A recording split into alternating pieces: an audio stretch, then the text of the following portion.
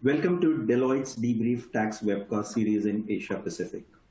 Our webcast today is from our Geography Update series and is titled India Budget 2022 Enabling India's Big Leap. My name is Hemal Subalia and I'm a tax partner based in Deloitte, India. I have a pleasure of hosting today's webcast. And with me, I have my fellow tax partners Sanjay Kumar, Jatin Kanabar, and Bela Shetma. Sanjay also leads our public policy for Deloitte India. You may access our bios on the left-hand side of the screen. Before I introduce the agenda for today's webcast, I would like to take a moment to highlight some of our features in this webcast. First of all users are on listen-only mode. If you have any content-related questions, you can submit at any time in the Q&A box. We will keep a watch on the Q&A box and we'll try our best to respond to your questions during the presentation itself. Second, all PC users can maximize or minimize each box at your convenience during the webcast. You may also explore the icons at the bottom of the screen. If you want to download today's slides and related publications, please go to the download and links box. On the other hand, mobile users can view the slides and answer the survey on screen. Thirdly, if you require an attendance record for this event, you can download your CPE certificate by clicking the Request CPE icon at the bottom of the webcast console. With that, let me start off with what we intend to cover during this webcast. Broadly, as an introduction, the way I see it, the budget, there were a lot of expectations around during the run-up of the budget. All of us were aware that the tax collections have been quite good. They have been higher than the expected. And therefore, the general feeling had been that maybe there would be some kind of SOPs coming in, especially keeping in mind there were certain states which go into poll in coming couple of months. There was also a general feeling that maybe it will kind of help the masses at large. What the FM has and the government has chosen to do is keep the continued focus on growth and kept it stable tax policy. To my mind, that's something important because obviously we don't want budget as a big bang event where there is kind of multiple changes. What the business or the industry look forward to continued policy. So to that extent, it has kept its focus on growth, ensured that the capital expenditure is increased almost 35%, which will ultimately help the business at large because that will percolate across all the business segments. It has also continued with focus on technology and using technology to ease of doing business in India. And for the first time, frankly, I've seen some changes also, for example, in the finance memorandum saying that the changes are in order to stabilize the systems. So far we had been seeing technology as a major impetus from a policy, but we're also seeing changes to bring the systems in line with the tax administration or the process. So I see that as a kind of a welcome thing where technology is embedded all across. Also, in terms of ease of doing business, there are a lot of laws that have been repealed. To that extent, I think again, for business, it's lesser of a burden to examine different laws. So I think that continuity of keeping, maximum governance and less of government, I think that maxim has been kind of on the path it's going on the right track. So all in all, a kind of continued focus on the policy which is, say, self-reliant India or Atmanirbhar Bharat, as well as ensuring the digital or the focus on technology with the help of a stable tax policy is something that this budget is all about, and I believe that it's something in the right direction. And now to take us through the nuances, what we will do is Sanjay will take us through the fiscal position, where India stands and how does it look going forward. And then we'll go across to Jatin for the corporate and personal taxation, and then to Bela for index. With that, let me invite Sanjay over to take us through certain high-level fiscal position of India as a country. Over to you, Sanjay. Thanks, Himal. You really laid it out quite well.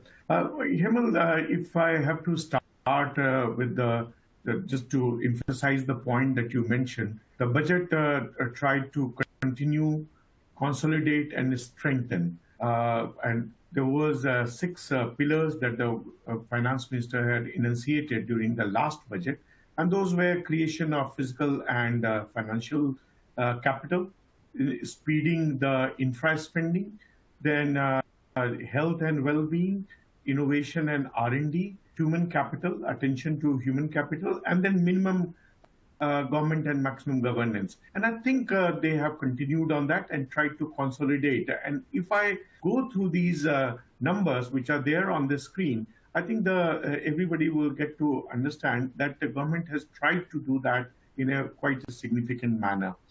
The growth for the financial year, current financial year, that is FY 21-22, is pegged at 9.2%, and for the next year, it is being betted at between 8 to 8.5%. That puts India right at the top in terms of the growth.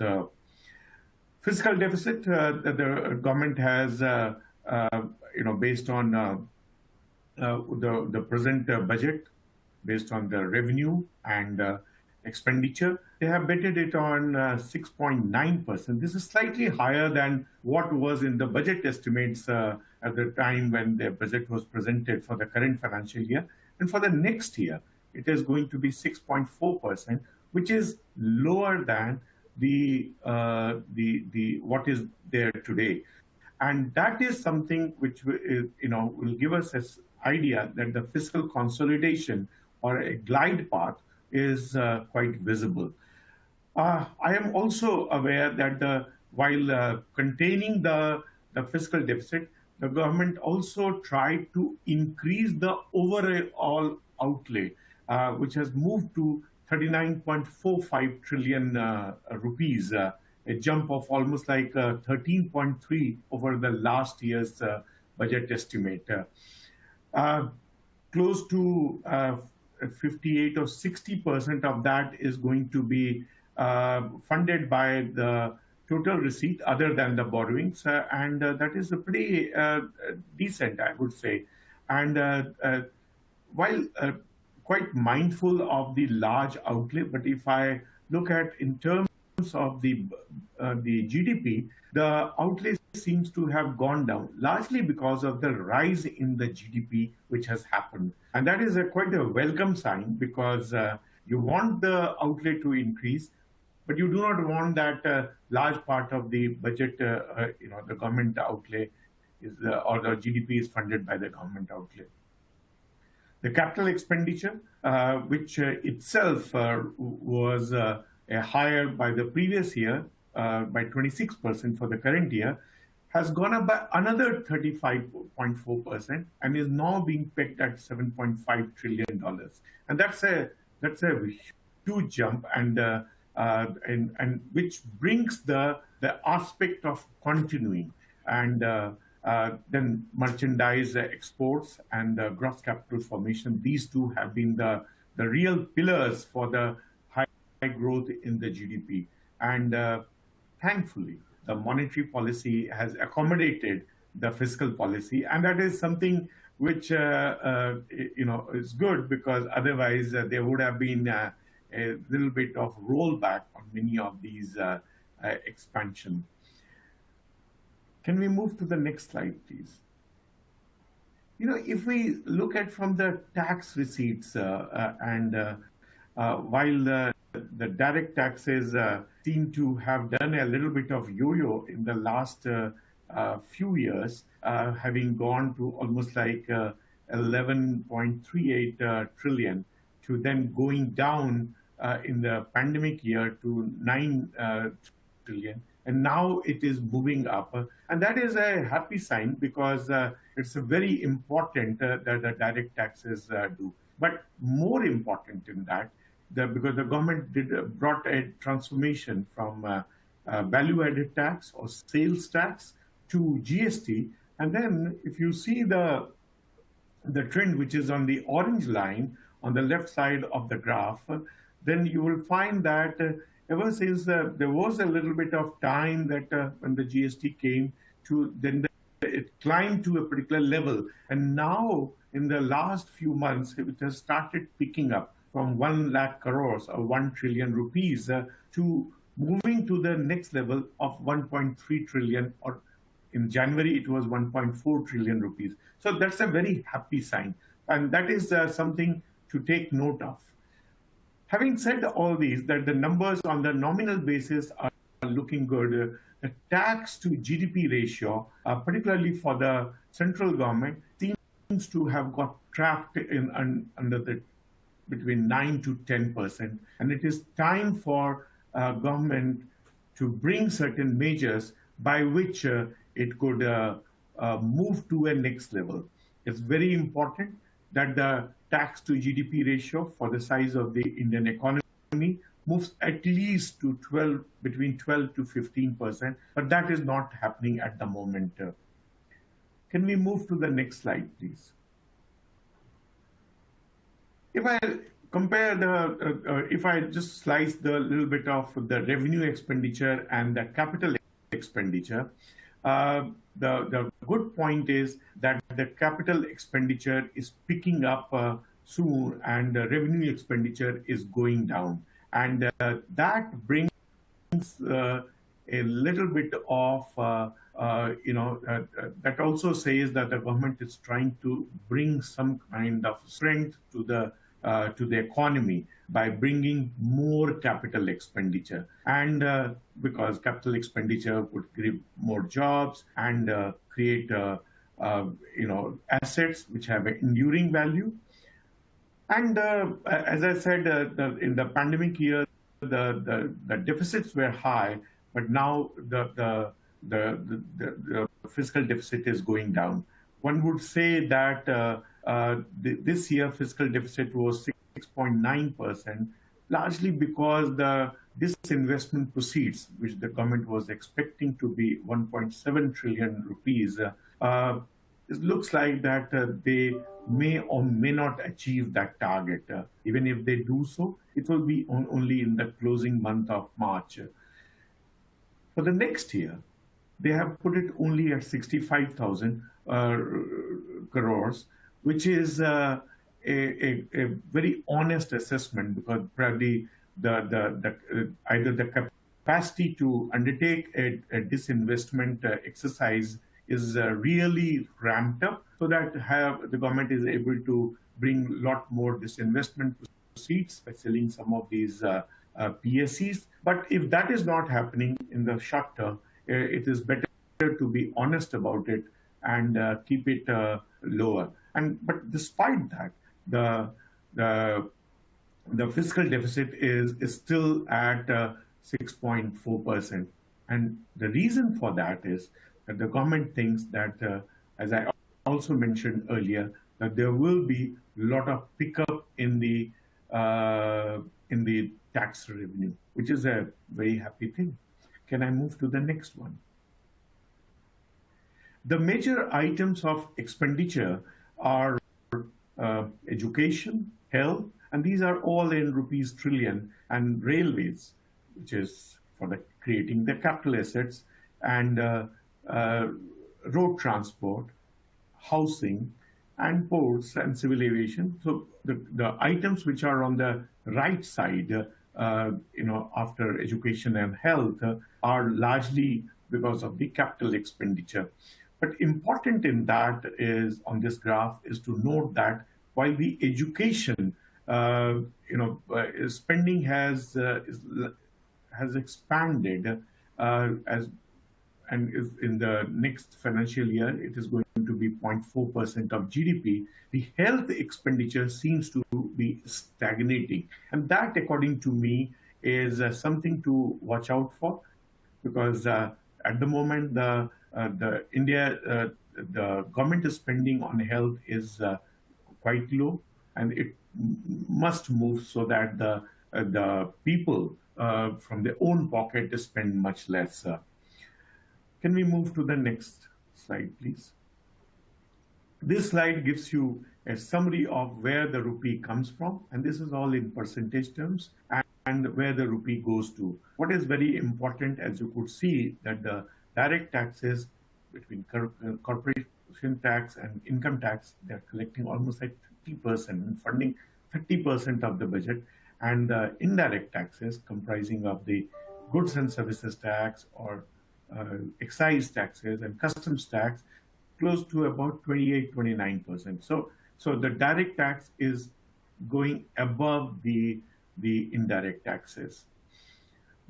On the expenditure side, while one would be noting about the defense subsidies and pension, what is our interest income, but I would also want to bring that these percentages are going down as percentage of the budget outlay.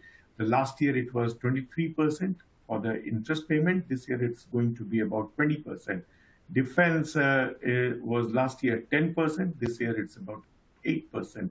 Subsidies have also gone down from 10% to 8%. Pension is the only one which was 5% last year and has moved to 4%. So each of these items, so to say, which are the standing expenditure, and government has to spend, that is going down. And that brings a very happy thing, because the government, it gives a lot of fiscal space to the government. So back to you, Hemal, I suppose. Thank you. I do note, Sanjay, that number of times you did use the word happy. So I do take home that, overall, the fiscal position seems to be good. The growth rate remains to be good. Yes, the fiscal deficit is something at a high, but it's true for a lot of other countries during this pandemic time. So overall, it does take away, a good message that from the fiscal position. Let me go on to the first polling question for the day. All of you have heard what Sanjay had to say.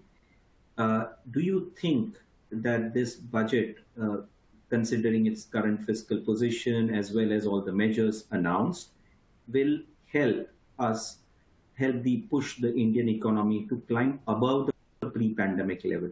Because we more or less are in sight of the pre-pandemic, but will it give the necessary impetus? It's simple, yes, no. I would really like if people choose less, the somewhat category, but that will help us. So while people give their poll, let me touch upon, Sanjay, one point you mentioned on the tax to GDP ratio. You mentioned that it is stuck in 9 to 10% range, and ideally it should be around, let's say, 12%.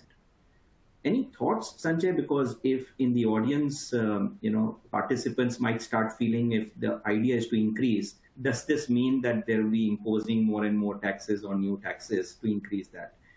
But that may not be the objective. But can you throw some light as to the measures that government should undertake to improve that tax to GDP ratio, Sanjay? Yeah, Hemal, the point is that tax is something which is the government's own revenue. So if the taxes go up, obviously the borrowings are going to be much less, which is a very good thing to happen. More the taxes, the better. While the direct taxes are, as I said, stagnating at about 6 or 7%, it's the indirect tax, there is a little bit of headroom. When the GST was brought in, when the GST was brought in, it had certain rates were fixed in a particular manner because the GST also has it's a federal structure. So the states wanted in a particular manner, and the center to accommodate, etc. It's time for the government to embark on a tax rate rationalization in the GST, and that will help the government to widen the tax base because more and more people will join the GST network, and because there are certain advantages of claiming the input credit, etc. And that is where I'm pegging it on. Certain exemptions and deductions which may not be used or are very little used, they can also be removed. So a little bit of rationalization overall. And as you would hear from the customs side, the government has embarked on that during this year itself, that how they plan to do that starting from this year to the next 2-3 years. So tax to GDP ratio has to go up. It cannot be at the present level of 10% or 11%, which is, I feel that's a very low. Thank you, Sanjay. So we do have results of the polling. I think it's very heartening to see bulk, almost 45% of the people who have submitted the poll are actually saying yes, it would climb. And the others also large is somewhat. So it's hardly people in terms of only 10% feel it doesn't give the necessary impetus. So it does give a very optimistic scenario that we can grow from here. Thank you, Sanjay, for your inputs on the fiscal position. Let me go on now to Jatin Kanabar to take us through the corporate tax and the personal tax proposals or changes that are sought in this budget. Over to you, Jatin.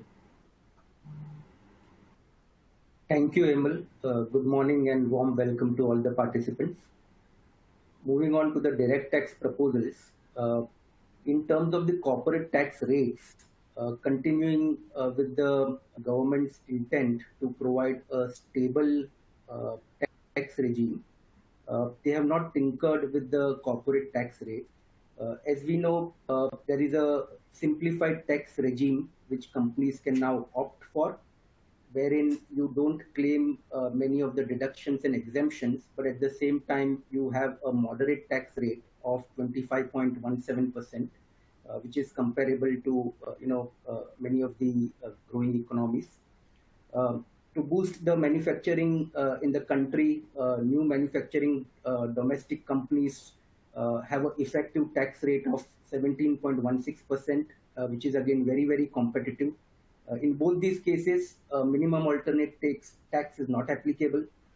So it is quite a simple regime in that sense. Companies which choose to stay in the old regime, probably because they have carried forward of MAT credit or losses, the tax rate is still 34.94%, but it is expected that gradually most of the companies will be moving to the simplified tax regime. Foreign companies having branch in India has an effective tax rate of 43.68% and MAT of 16.38%. And LLPs have a tax rate of 34.94%. So no change in the corporate or the LLP tax rate, which to my mind is a good sign, as it is a consistent regime. In terms of some of the other changes in the rates, as regards taxation of AOPs, what used to happen is that even if all the members of the AOPs were corporates, the effective tax rate of AOPs would be very high because the surcharge could go as high as 37%. So to remove this anomaly, they have now reduced the surcharge in this case to 15%. This is likely to benefit maybe the real estate sector or the infra sector or the companies into EPC, where we see a lot of large corporates coming together for certain specified projects and form AOP. So this is a welcome change for these sectors. On account of the wave 3 pandemic, many companies are lagging behind setting up manufacturing facilities in India. This was supposed to be 31st March 23, which was the sunset date for setting up of manufacturing facilities. The government recognizing this and considering the industry representation, they have extended this date by 1 more year. So from today, effectively, you have more than 2 years to plan your manufacturing facility, which to my mind, is sufficient time. Good thing is that the government did not wait till the next budget to extend this. So this gives enough time for companies to plan. Again, on the startups side, we have seen a lot of incentives over the last few years to promote startups. It is said that this decade will be the decade of entrepreneurs or Indian entrepreneurs, and the government, continues to support the startup ecosystem. Again, the tax holiday for startups, which was to expire in March 22, has been extended by 1 more year to 31st March 23. Moving on, in terms of the tax incentives to IFSC, again, we have seen over the last couple of years that there has been a lot of push to make IFSC the gift city in Gujarat as an international finance hub. There have been quite a few incentives which have been provided over the last couple of years, and this year a few more have been added. So currently, income received by a non-resident from transfer of non-deliverable forward contracts, which is entered into with the offshore banking units in IFSC, is exempt from tax. Now, to boost trading by global investors at the IFSC, it is proposed to extend this exemption to income from offshore derivative instruments like participatory notes and over-the-counter derivatives, again, which is entered by the non-resident with the offshore banking units. So this exemption covers contracts which are entered only with the OBUs. So if the contracts are entered with other entities in the IFSC, this benefit will not be available. Again, to promote activities of portfolio managers in IFSC, it is proposed that income of non-residents from portfolio of offshore securities, financial products, or funds which are managed by the portfolio manager in IFSC will be exempt from tax, provided such income is not deemed to accrue or arise in India. Now, when the non-resident invests in Indian securities, obviously that income will be deemed to accrue or arise in India, and therefore this exemption will not be available if the portfolio consists of investment in Indian securities.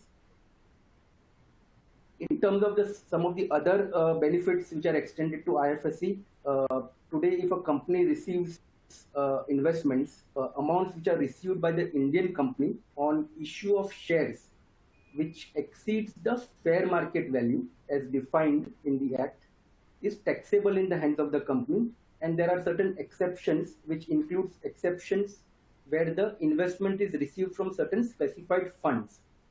Now what they have done is they have widened the definition of this specified fund to include Cat 1 and Cat 2 AIFs, which are set up under the IFSC Act. So this will again encourage investments through IFSC. Last year, concessions or exemption was given to royalty and interest income from leasing of aircraft. That concession has now been extended to leasing of ships. So these are a bunch of benefits which are extended to IFSC, and it is expected that this trend should continue till IFSC reaches a certain scale.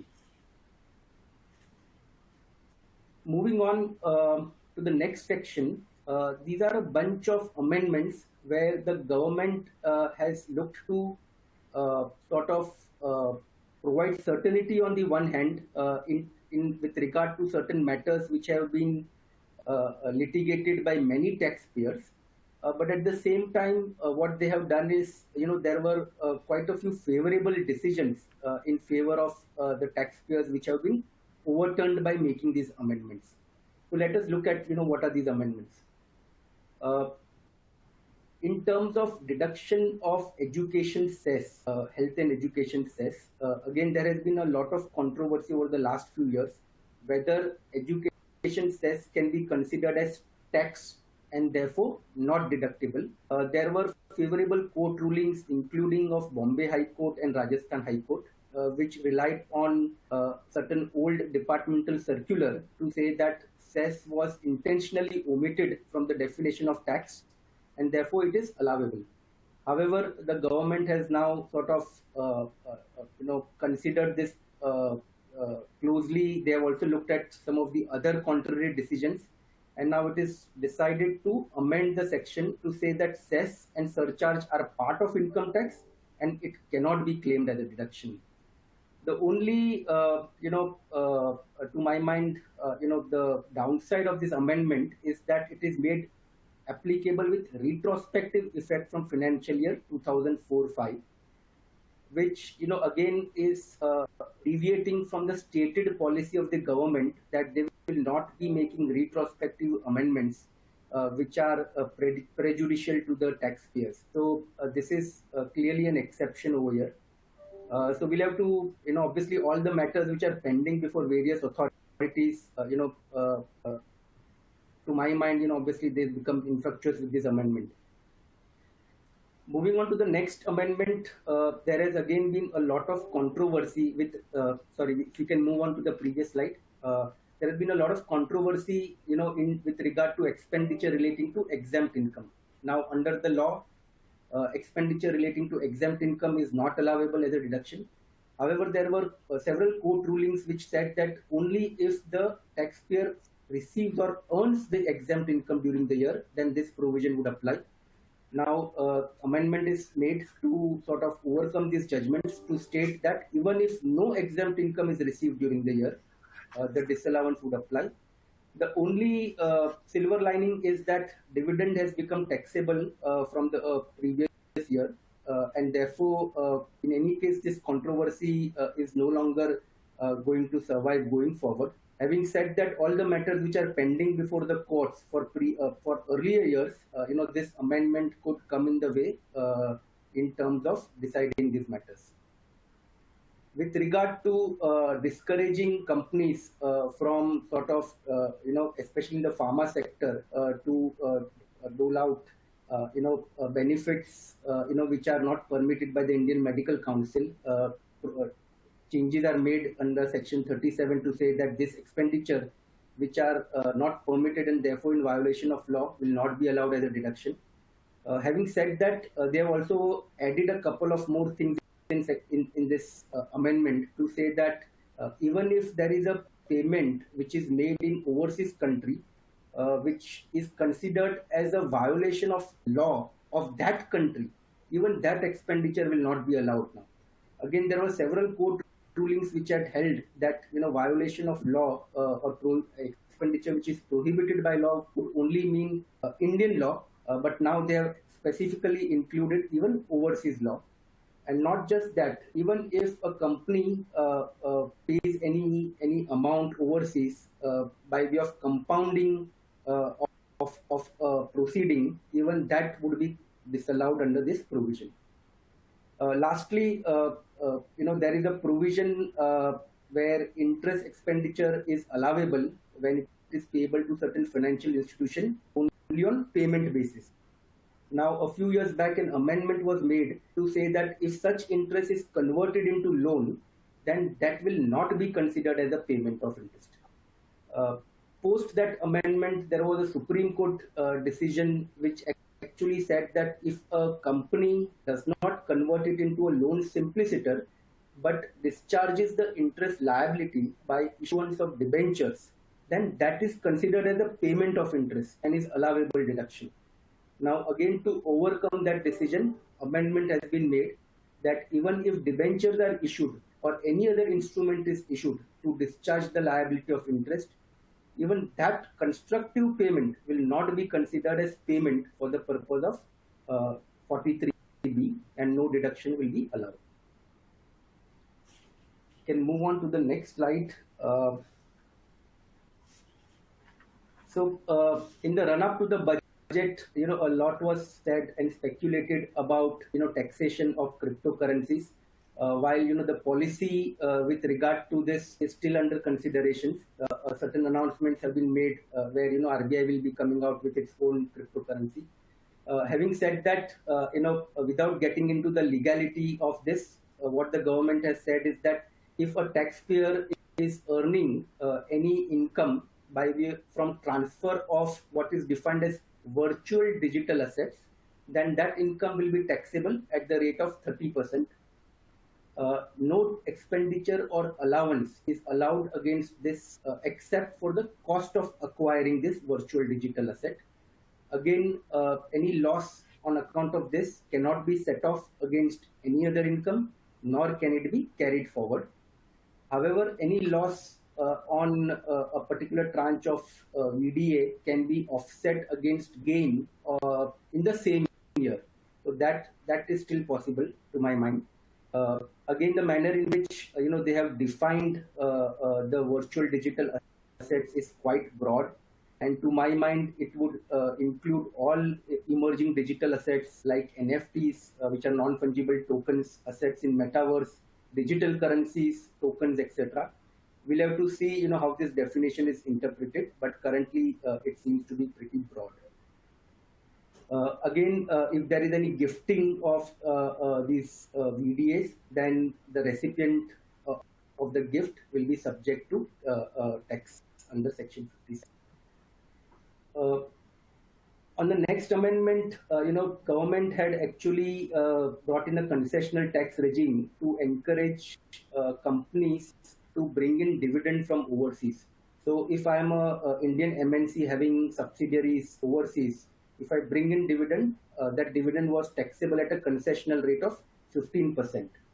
Now that the domestic dividend is taxed at normal rates, to bring parity with the domestic dividend, they have actually done away with the concessional tax regime for this foreign dividend. Having said that, it is this amendment is applicable, from Finance 1/4/22. So clearly, if companies want to bring in dividend before April, they have a window. And again, there will always be an opportunity to claim a deduction under Section 80M of any dividend income which is received, whether it is from India or overseas. So the impact may or may not be there, depending on whether the company receiving the dividend is in turn distributing dividends. Bonus stripping provision is another provision which have been brought in to widen the tax net. We can stay on the earlier slide, please. Again, bonus stripping provision was applicable only to units of mutual fund. Now they have extended this to shares and other instruments. So this is something which to my mind is not a permanent cost, because any loss on account of bonus stripping will be added to the cost of the bonus units or instruments which you sell in future. So it will be more of a timing issue, but nevertheless, the initial loss on bonus stripping will not be allowed as a deduction. And lastly, under the Income Tax Act, any benefit or perquisite which is received in the course of business or profession is taxable as business income. Now, many a times, these benefits or perquisites are received from third parties, and what is stated in the memorandum is that the persons receiving such benefits do not adequately report this in their taxable income. So they have actually brought in a TDS provision wherein the person who is giving such benefits is required to do a TDS at 10%. Clearly, there are I see a lot of practical challenges in implementing this, because what constitutes benefit or perquisite is a gray area, and again there will always be difficulties in measuring the benefits or the value on which this 10% rate is to be applied. This is an interesting one, Jatin, if I may come in. Jatin, if I may come in, this is an interesting one because wouldn't this means on the face of it, it appears quite innocuous of a TDS, but it could have far-reaching implications of, let's say, if there is a dealer and if he achieves certain targets and you incentivize by way of some trips or giving gifts of, say, iPhone, iPad, etc. So wouldn't that be also be could possibly come under the clause that is proposed to be changed? Yeah, no, you're absolutely right, Hemal. So while they have given some de minimis threshold of INR 20,000 for this provision to be applicable, I think that that threshold is very low. And again, to keep a track of such benefits, especially when they are, non-monetary benefits many a times, is going to create a lot of practical difficulties. And, as you rightly said, especially in the marketing field, it is not uncommon, to incentivize people, companies, or even employees of the companies. And therefore, now the onus will be on the companies which are actually giving out these benefits, even if it is part of their marketing cost, because it may still be taxable as income of the recipient. True. So let's see. Exciting times there, Jatin. Back to you. Right. Yeah. Moving on to the next slide. Keeping up with having trust in the taxpayer, there is a sort of a voluntary sort of a scheme wherein persons who have missed reporting certain income by way of error or omission can do so up to 3 years from the end of the financial year. However, this will come at an additional cost. So if the revision is made within 2 years, then the additional cost is 25% of the additional tax and interest.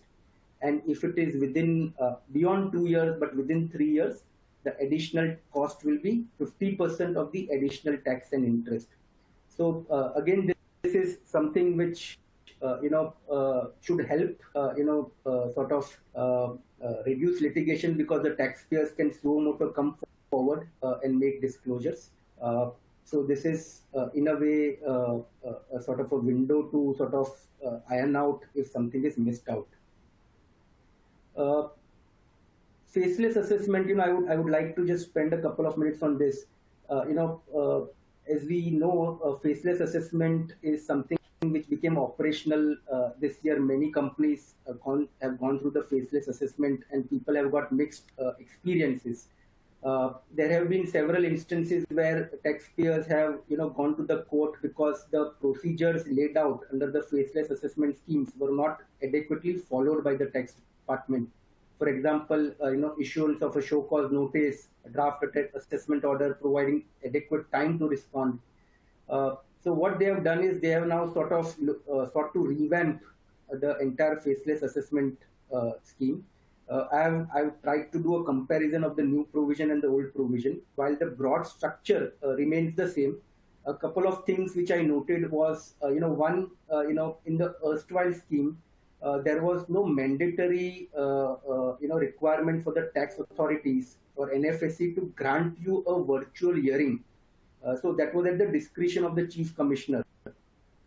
Now they have actually said that if a taxpayer wants to have a virtual hearing or a teleconference or a video conference, then they have to grant it.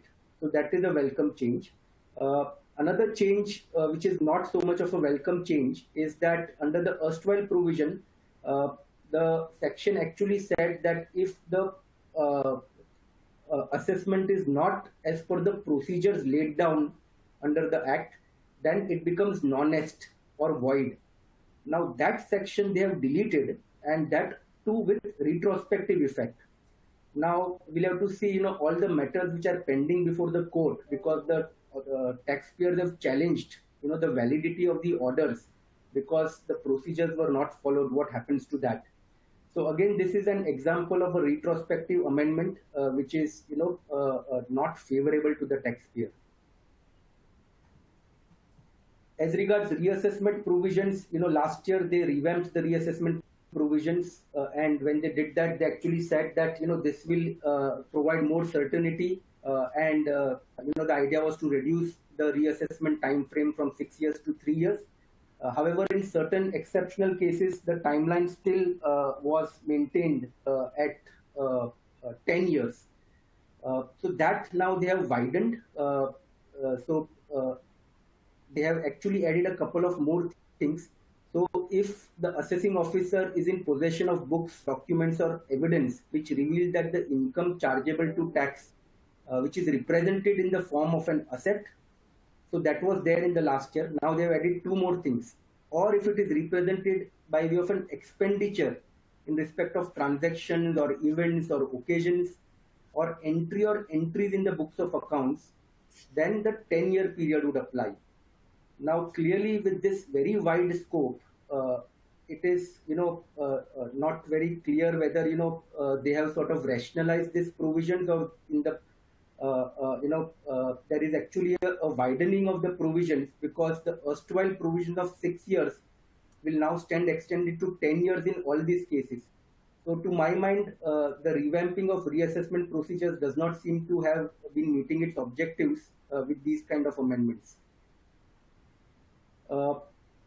Lastly, on the litigation management, again, government has been making efforts to see that how litigation can be reduced. Again, as we know that the revenue or the government is litigant, because whenever there is a favorable order by any of the court, be it CIT or tribunal, most cases they go to appeal before the High Court. Now, what they are saying is that if there is a favorable order of the tribunal and a identical issue of law, either in the assessee's own case or in any other assessee's case where the issue is identical, the tax department may actually defer filing such repetitive appeals. Obviously, a procedure has been laid out, and the taxpayer will have to agree that the issue is identical. So this is, in a way, one more sort of a provision to see, whether they can cut down on the number of litigations which are pending before court. So thank you, Jatin. I think, Jatin, in the interest of time, if it's fine, I think the M&A, if we go on Pratigna, is essentially on the successor being there. And maybe you can just spend a minute on personal tax, and then we can go to the polling question. So, Pratigna, can you take us to the personal tax? Jatin, is there anything? We'll then move to the polling question, Jatin, in the interest of time. So just one point I'll highlight over here.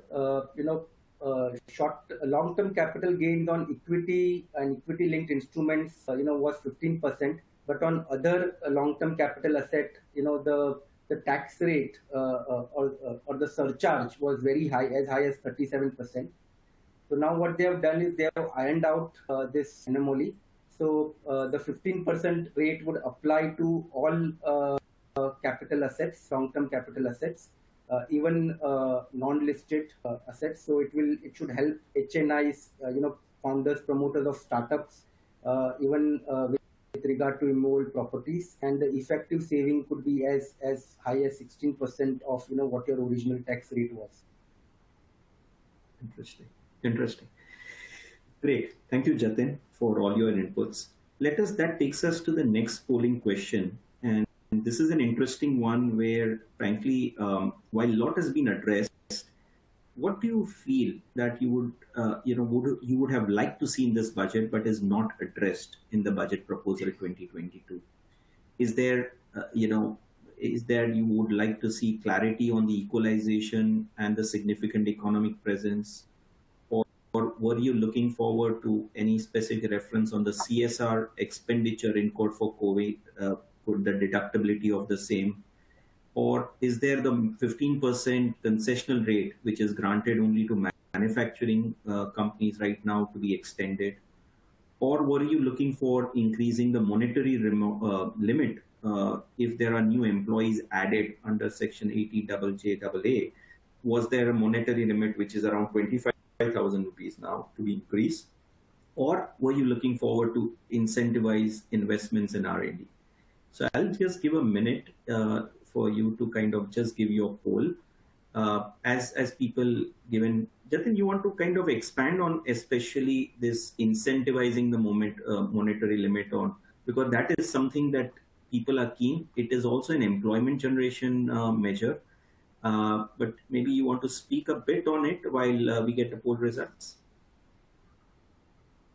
Yeah, Hemal. So currently we have a incentive provision where companies which employ or have new recruitments, you get a sort of a additional weighted deduction of the salary portion which is paid. However, the threshold is very low, where the threshold currently is 25,000 rupees per month. Now, given the current times, I think the threshold is very low, and it would really help if this is reconsidered uh, and the threshold is increased. So I think that is one area, because again, that sort of leads to employment, and clearly, it is so could have a domino effect, because employment generation would lead to other fiscal economic benefits. Interesting.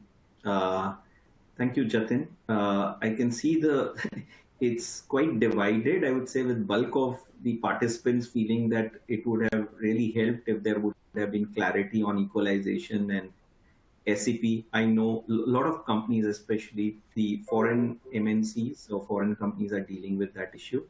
But it's good to see that, while budget has achieved a lot, there would have been few issues like we have listed. If that would have been covered, it would have been great. Thank you, Jatin. With that, let me move over to Bela to take us through the indirect tax changes. Over to you, Bela.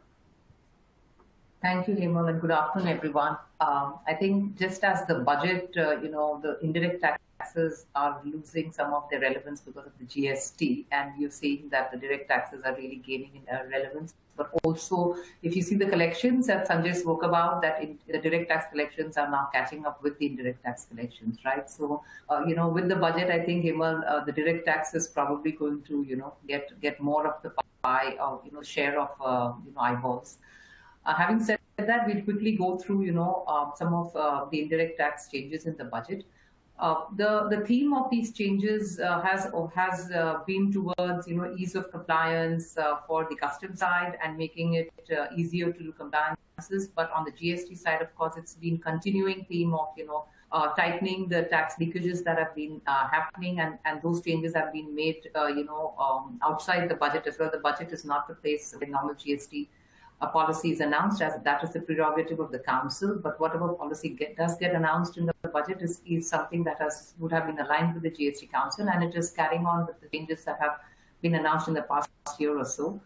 So the key changes here are, the restriction on GST credits has further got tightened, and there's an additional requirement now, which says that unless the credit is eligible for the supplier, you will not be able to get it. So all these restrictions will impact the liquidity, because you will not be able to take credits, unless the supplier has paid his taxes, filed the returns, and therefore with that is the additional one. The second one is self-assessed GST credit availed would be liable to be reversed again if the supplier has not paid the tax. So there is the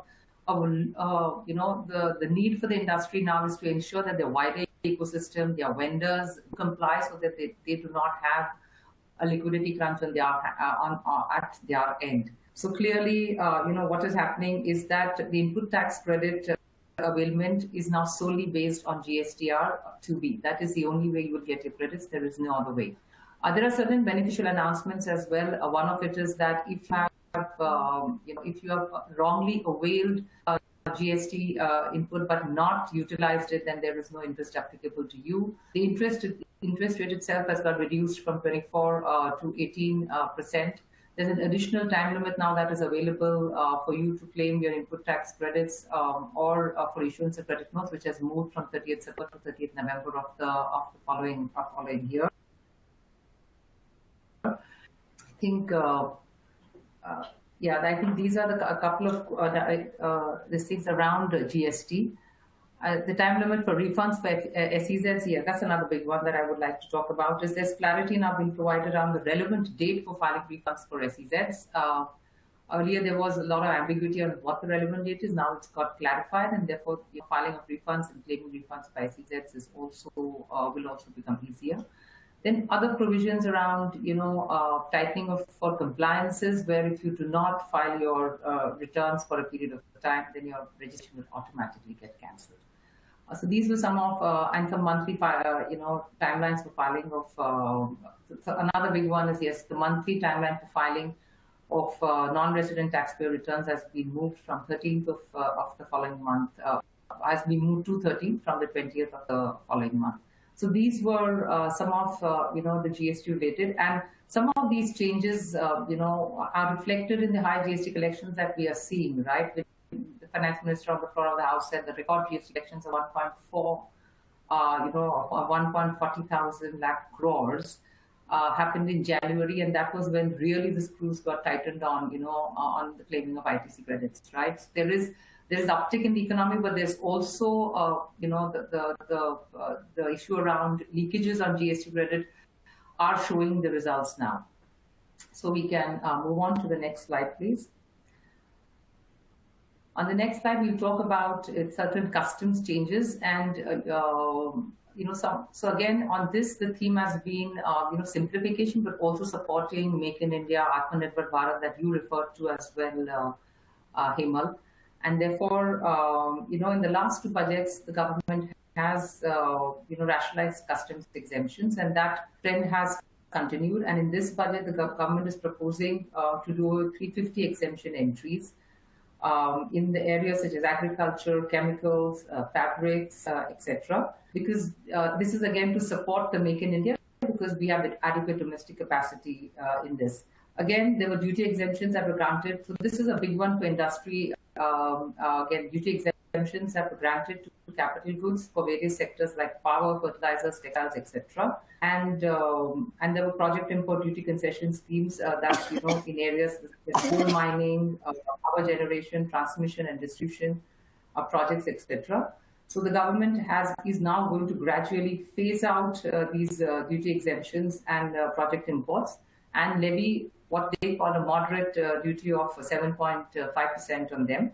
And this phasing out is going to, the projects will have to get registered by September 2022 if they want to avail project import, benefits up to September 23.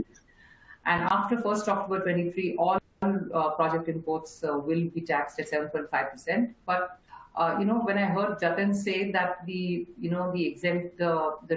concessional tax rate for manufacturing has got extended from March 2024, and we're looking at project imports actually, getting curtailed. Somewhere I think, the government may want to match the two, because if you're giving incentives to manufacturing, then incentives should be across the board. And I think there's already some talk in the industry, and also that the industry, those who are planning expansions, planning growth, could have considered these project import schemes when they're making their budgets, and therefore such announcements could sort of throw a spanner in their works. And therefore this is a big one, and what we're hearing is that industry is already looking at making some sort of a representation for extending that timeline. So this space is to be watched for. The other big one, the other thing is, what they call tarification, which means that it's a simplification of the customs rates and the tariff structures. Today, the customs duty is not only via the customs rate, but to a number of notifications. So what they are saying is that, they will align the customs tariff with the customs effective duty structures and do away with all the notifications. You only have to look at one duty structure when you want to understand the rates for that particular product. There was one, again, continuing the trend of overturning Supreme Court, rulings. They have brought in an amendment to say that the officers of DRI, audit and preventive would be now under the ambit of officers of customs. This is primarily done to overturn some ruling of Supreme Court, and again, it is with retrospective effect. So, the trend which happened in direct tax is happening in indirect tax as well. Now, the other big bang reform, the big bang story that we've heard is the change in the SEZ law, which was something that the industry has been asking for a while, to say that we need to make SEZs more competitive, so that the products are globally competitive. We had a Baba Kalyani report that was issued in 2018, which among a number of things said that there needs to be a different set of rules for the manufacturing sector and service sector. The whole SEZ concept needs to have a look. And therefore, based on that, I think we will get to know what the government is thinking. But again, on the SEZs, there's a lot that the industry wanted, and we are hoping that would happen. And again, while that is happening, it has also been proposed that alongside these reforms, a customs administration of SEZ is being made fully IT driven, and the function of the and IT driven and function of the customs national portal. This has been done with the focus on higher facilitation and only risk-based checks. So again, with SEZs, there's less controls and there's more ease of doing business. Measures have also been brought in. This particular reform will be implemented by 30th of September 2022. So along with all of this, a number of SEZ-related reforms, we will definitely see a lot. We should see an uptick at least on the export side. Next slide, please.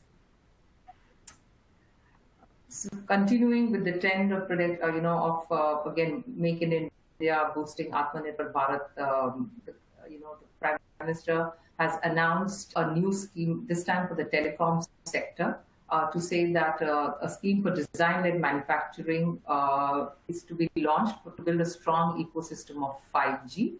We will hear more about this. This was just an announcement that was made, and to sort of reinforce our commitment to the climate change propaganda and our own commitment to to ensure we have 280 gigawatts of solar module 2030, and additional funding to the solar module PLI scheme has been about 19. So we today have about 14 PLI schemes. They started getting announced from March of 2020, and a lot of them are, have got very, very good response, as was announced by the Finance Minister, and has also the potential of generating at least 3,000 jobs or more. Schemes are, again, been introduced to give a boost to the economy. Moving on. So with that, we come to the end of what the announcements were. In the interest of time, I just rushed a bit. But there is, some amount of unfinished agenda. Again, something that Sanjay touched upon on rate rationalization on the GST to ensure that, the collections grow up and there are more people in the GST net. But another big one, which has a massive impact, on what we see inflation and the cost of inputs for the entire industry, is the exclusion of petroleum products from GST, and that is something that the government should look at urgently, especially now with the collections, with them in a comfortable position as far as revenue is concerned. The fiscal deficit needs to be some good time to start that dialogue with the state, because this particular change will take some time if and when it does happen. The other thing, just like in direct taxes, I think there is a need to set up to set up a national appellate tribunal and a GST appellate tribunal as well, to ensure that there are not too many contradictory AAR rulings, and there is a forum, for the taxpayer with regard to GST, for GST issues. So I think with that, Hemal, I really rushed. No, thank you. Is there any questions that you have from the audience?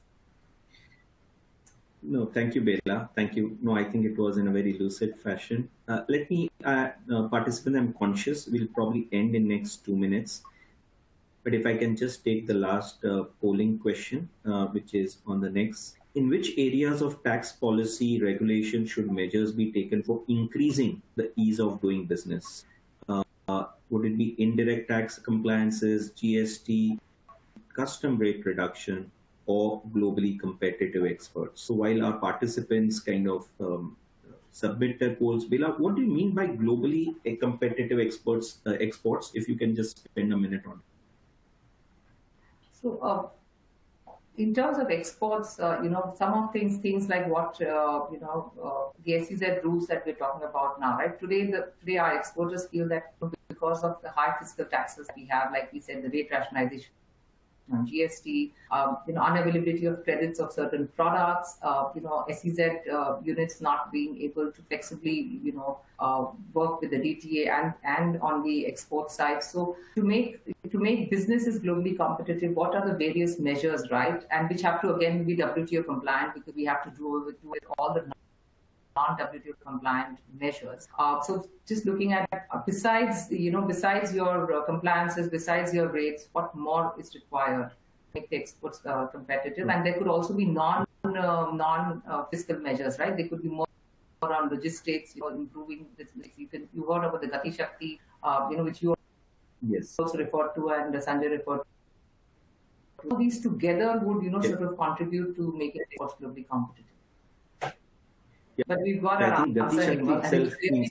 Yeah, it's exactly Yeah. as I expected, honestly, because this has been the biggest pain point, and it continues to be despite so many measures that the government has been taking on automation, on GST, but we still feel that indirect tax comparisons I think the frequent change. I agree. I think the frequent changes also at times are a little disturbing. People stabilize on certain rates and then change.